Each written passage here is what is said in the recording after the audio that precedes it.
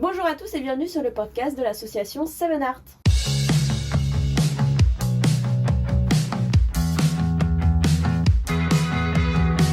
Comme chaque début de mois, on va vous faire la programmation culturelle du mois et donc ce mois-ci, c'est pour le mois de mars. Alors, j'ai plein de petites choses pour vous, comme d'habitude. On va commencer avec la catégorie musique. J'ai 2 concerts à vous proposer qui se passeront au Plan pour ce mois de mars. Donc, rendez-vous, c'est le nom du groupe. Donc, ils vous donnent rendez-vous. C'est un groupe de rock. J'ai écouté, moi, leur extrait, puisque vous pouvez avoir des extraits, en fait, lorsque vous allez sur le site du Plan.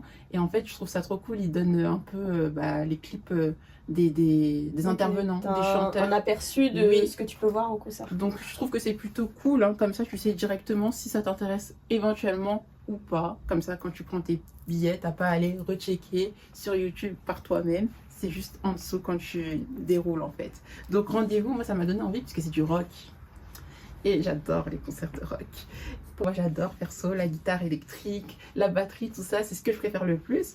Et donc en fait c'est un groupe qui a fait, comment je pourrais dire ça, qui a rempli en fait la Cigale. C'était complet. Wow. Donc là, si vraiment vous êtes intéressé par le rock, je pense que ça peut être une très bonne découverte. Pour ceux qui les connaissent, rendez-vous pour aller voir rendez-vous. Et en plus de ça, il y aura une première partie. La personne s'appelle Cerveau, l'artiste. Ok. C'est vraiment des noms d'artistes particuliers. Un peu. Cerveau et rendez-vous. Why not? Je connais pas particulièrement Cerveau, mais du coup, ça donne grave envie. Et du coup, vous avez les tarifs du Plan. Donc, tarifs réduits, etc. Vous pouvez voir toutes les modalités sur le site internet. Et ce sera le 15 mars à 20h. Et du coup, ouais, ça donne grave envie. Et moi, je pense que, je sais pas, je me tâte à y aller. Mais, parce que je pense que si j'y vais, je vais être un peu folle furieuse à crier. Parce que ce que j'ai entendu, franchement, c'était pas mal. Hein. Donc voilà, belle découverte. Avant qu'on continue, je précise que de toute façon, tout ce dont on va parler aujourd'hui, comme d'habitude, sera en barre d'infos de la vidéo. Donc ne vous inquiétez pas, si vous loupez une petite information, vous saurez la trouver facilement. Du coup, pour la suite, qu'est-ce que t'as d'autre ? Pour la suite, je suis hyper fière parce qu'il s'agit de mes origines. Oh. Alors, on part au Sénégal, ok? Donc, le groupe s'appelle Dieuf Dieul de Thiès. Thiès, c'est une ville au Sénégal. Ok. Et du coup, le groupe, il a une particularité parce qu'en fait, ils se sont séparés en 1983. Ok. Et ils se sont qui date depuis très très très longtemps quand même. Et ils se sont reformés en 2015. Et ils ont fait leur première tournée, je crois, depuis qu'ils se sont reformés en 2017. Et du coup, ça a fonctionné du feu de Dieu. C'était incroyable, les gens étaient trop contents de les retrouver. Et l'euphorie un peu quand t'es fan d'un groupe et qui se sépare, t'es au bout de ta vie et d'un coup, c'est un peu comme tout le monde qui attend section d'assaut, genre. S'il vous plaît. J'ai trop envie d'y aller, juste pour la culture. Et l'affiche aussi donnait trop envie. Okay. Donc quand je cherchais, tu vois, des programmations, je voyais l'affiche et je me suis dit, waouh, c'est super coloré. Ça fait très Sénégal. J'ai vu le nom, j'ai dit, je crois que c'est pour moi. Et donc si vous aimez tout ce qui est un peu orchestre avec instruments cuivrés, donc beaucoup de guitare, etc., de trompette, etc., en fait, c'est fait pour vous. Instruments à cordes pour la guitare, cuivré, vous avez compris. Parce que c'est vrai que j'ai inversé. Et du coup, ce sera le 22 mars à 20h. Okay. Donc la plupart du temps, c'est toujours à 20h au Plan.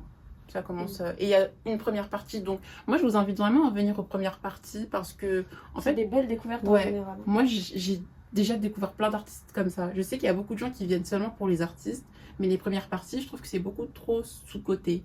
Donc je vous recommande. La première partie, elle n'a pas été annoncée.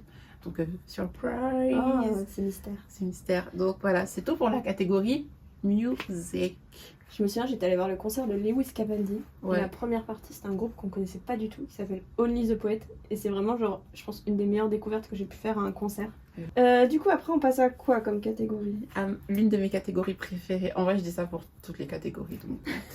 Exposition, donc on va parler d'art visuel. Donc, une exposition, je trouve, comment je pourrais qualifier ça ? Peut-être de ludique, parce qu'en fait, l'eau est une ressource à partager. Donc en vrai, on va plus nous proposer des photographies qui vont un peu nous faire prendre conscience à quel point l'eau est importante. C'est vraiment la valeur de l'eau et le fait qu'elle soit utile à tous. Et qu'on doit aussi respecter le fait que du coup tout le monde en ait besoin. C'est ça, et que tout le monde n'y ait pas forcément accès comme nous y avons accès. Et que, en fait, par rapport à l'environnement, etc. Donc c'est une exposition assez captivante. Et je me souviens que quand j'avais fait mes recherches, que ça date il y a quelques mois, je me suis dit que celle-ci, j'aimerais beaucoup la faire. Et celle-ci, ça se passera du coup à l'espace Signoret. Donc je vous en parle assez souvent. C'est une MJC qui se trouve à Évry-Courcouronnes. Donc l'exposition est gratuite. Et donc c'est la Maison de l'Environnement qui la propose. Donc c'est plutôt sympa et je trouve que c'est même très important. Donc c'est du 25 mars au 11 avril. Et ça sera aux horaires d'ouverture de la MJC. Ok, du coup, en exposition, t'en as qu'une ce mois-ci. Du théâtre, t'en as? Bien sûr. Foison. Miss Théâtre. Comme toujours. Et surtout, mis à part en fait, mais rien à voir, j'ai vu justement, vous vous souvenez, j'ai fait une présentation du spectacle Carte Noire nommée Désir, je vous en avais parlé à la chronique précédente, et j'ai assisté au spectacle et il était juste incroyable. Donc je vous recommande vraiment de voir, parce que vraiment la sélection des spectacles de cette année à la scène nationale sont juste... Mais j'ai même pas les mots en fait, c'était juste trop bien. Donc c'était juste la petite parenthèse, mais je devais le dire parce que... Un petit récap quoi, que vous sachiez que je vais quand même au spectacle, voilà, je vous présente pas tous les trucs et finalement j'y vais pas. Donc, voilà. Et d'ailleurs, moi j'ai vu une des pièces de théâtre que Waris a commenté, invité surprise. J'ai vu Claudette Colvin, oui, voilà, en IA si je puis dire. C'est quoi le terme? c'était réalité virtuelle. Réalité virtuelle, et franchement ça a été une expérience plutôt comment dire, insolite, spéciale et enrichissante. Et je me suis posé plusieurs questions et j'ai questionné cette nouvelle façon de faire, dans le sens où on était dedans, donc tu vis l'expérience et en même temps t'as l'impression, tu sais, t'es la petite mouche qui se cache dans les scènes importantes de la vie de tes proches et tout, et j'ai trouvé ça vachement intéressant. Il y a un côté un peu intrusif, genre t'es... Ouais, parce que je crois que c'est immersif en fait. En fait, la scène se passe, mais personne te regarde du coup parce que c'est vraiment la réalité augmentée. Et t'as l'impression, genre, tu vois là, t'as une petite souris qui observe tout et c'est super intéressant. Et surtout que ça met vachement en avant le fait que c'est chacun son expérience, parce que personne dans la salle, on était 10, personne dans la salle n'a vécu cette représentation de la même façon. Si tu ne te retournais pas pour voir ce qui se passait derrière toi, tu ne le voyais pas.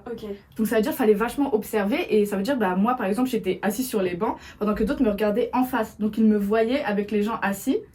Vous voyez? Incroyable. Incroyable. Donc ça veut dire que personne ne vit la même expérience, et ça je trouve ça trop bien. Ça veut dire, par exemple, Waris aurait pu y aller, on va en parler différemment parce que moi, la temporalité n'est pas la même dans la structure de la pièce. Voilà, donc franchement c'était trop bien. Et au début j'ai eu un peu le vertige parce que j'étais en mode wow, un monde s'offre à moi. Mais c'est la meuf folle. Mais non, c'était trop bien, genre à expérimenter. Vraiment, je conseille. Voilà, c'est à vivre. Est-ce que c'est pas finalement la force de l'art numérique?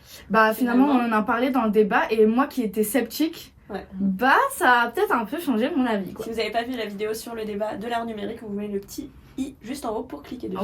Donc mais incroyable. Franchement j'ai kiffé.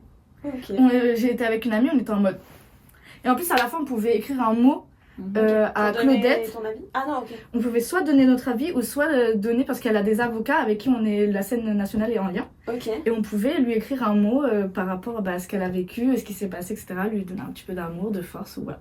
Parce qu'elle est un peu oubliée. Donc du coup, moi, on pense souvent à Rosa Parks. Exactement, et ils mettent la lumière dessus. Donc franchement, moi j'ai kiffé, je lui ai mis un petit mot d'amour.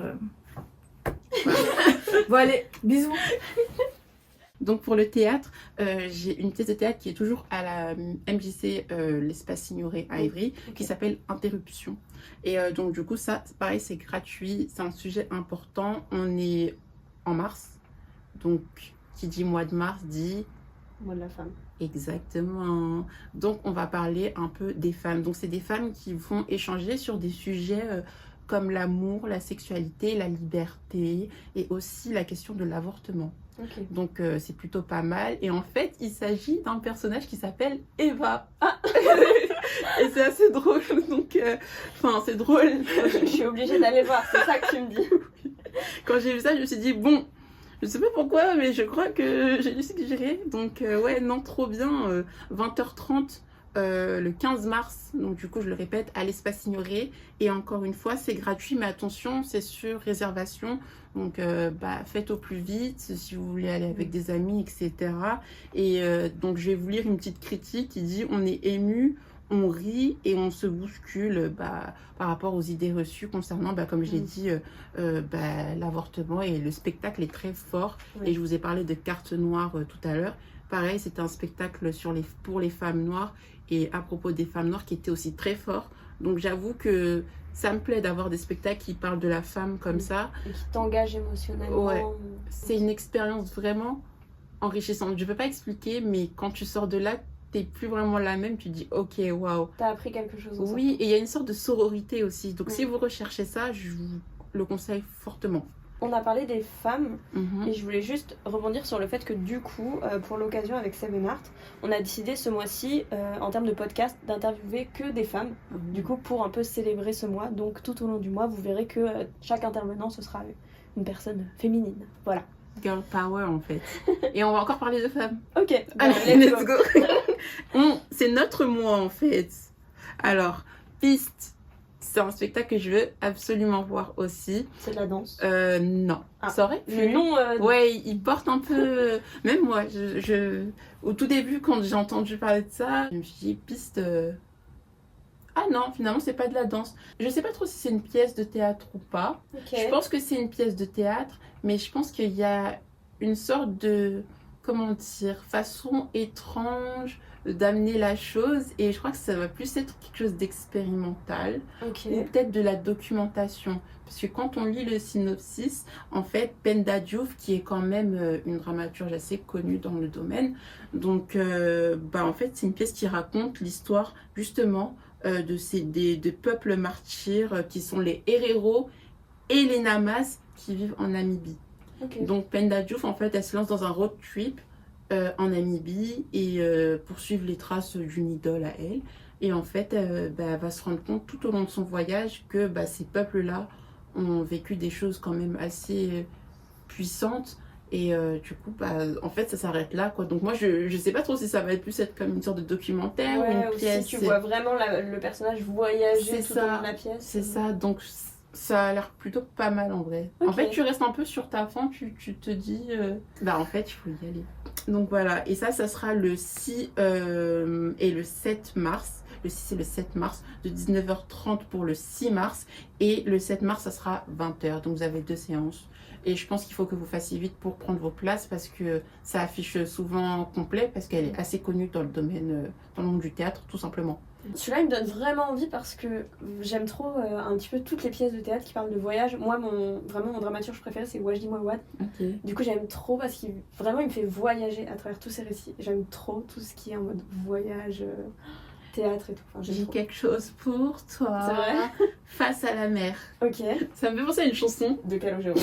Du coup, c'est une pièce de théâtre qui propose de retraverser un monologue. Donc, en fait, le comédien sera sur scène et il va juste un peu découvrir la personne qu'il est. Il aura beaucoup de questions. En fait, quand tu te retrouves face à la mer, en général, tu es dans une sorte de thérapie ou de méditation où tu mets toute ta vie en question. C'est ça, et c'est une rencontre entre toi et toi. Ouais. Donc c'est un rendez-vous avec soi-même. Donc il y a juste un comédien. En fait, c'est ce que j'ai vu sur la photo. Ah ouais, peut-être qu'on peut avoir des surprises. Mais moi, de ce que j'ai lu et de ce que j'ai compris, monologue, il est tout seul. Ouais. Donc ça me paraît bien parce qu'en fait, peut-être que la mer c'est toi finalement, vu que tu es dans le public et qu'il est juste face à toi et il te partage une partie de sa vie. Et ouais, je trouve ça plutôt cool. Donc, est-ce que tu as vu s'il y avait des décors ou quoi? Ou est-ce que c'est vraiment lui une tout photo seul sur scène avec rien autour? Du tout. Incroyable. Et je sais pas ce qui peut éventuellement se passer, mais il y a écrit un chant d'amour à la mer.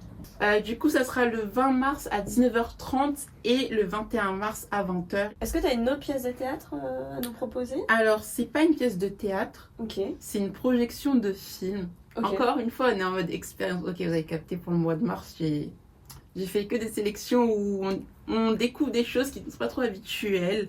Donc le spectacle s'appelle Aïchoucha. Et en fait, c'est un voyage musical qui va célébrer différentes cultures, mais plutôt tunisiennes. Donc il y aura de la musique électro, mais en même temps traditionnelle. Ok. Et il y aura une projection en fait d'un film en même temps, qui est du coup Aïchoucha. Et tu auras le compositeur qui s'appelle Khalil Epi, qui va être sur scène avec ses platines et qui va projeter en fait musique. Ça donne trop envie. Ouais, c'est super live et un peu expérimental en même temps. Ouais, J'aime vraiment. bien l'idée. Ok. Donc, projection de films et musique électro. Si vous aimez en même temps aussi le cinéma, vous faites tout d'une pierre deux coups. Que demande le peuple. Et donc, du coup, ça sera le 13 mars à 19h30. Il n'y a qu'une séance là, par contre. Ok. Et pareil, scène nationale d'Evry-Courcouronnes. Ok, donc on a des pièces un peu expérimentales, on a des trucs avec de la projection, un petit peu de musique. Est-ce que tu as de la danse? Oui, Ok. bien évidemment. Par contre, celui-ci, ça sera au théâtre de Corbeil. Ok. Essonne. Mais il a un lien avec le théâtre de la scène nationale d'Evry, en fait, le théâtre de l'Agora, pardon. Et du coup, le spectacle aura lieu le 25 mars à 20h. Et en fait, c'est une interprétation libre, inspirée d'une danseuse. Donc, ça se dit une baila ora. Donc, elle a des inspirations flamenco Ok. dans sa danse. Et donc, en fait, les danseurs vont faire plusieurs passages, soit solo, soit en duo, et avec toutes ces inspirations. Et Fugace, moi, il m'avait vachement donné envie. Mais c'est vrai que comme c'est Corbeil-Essonnes, il faut que vous fassiez aussi attention éventuellement par rapport au transport, etc. Parce que si vous n'êtes pas proche, mais pour ceux qui sont à Corbeil, franchement, je vous le conseille vraiment, parce que moi, je voulais vraiment trop le voir. Et il a l'air incroyable. Ok. Bah écoute, je pense qu'on est pas mal pour ce mois-ci. On a fait un petit peu le tour des différents arts. On a quand même des choses qui sont assez variées en termes de chronologie. Comme ça, on en a pour tout le mois.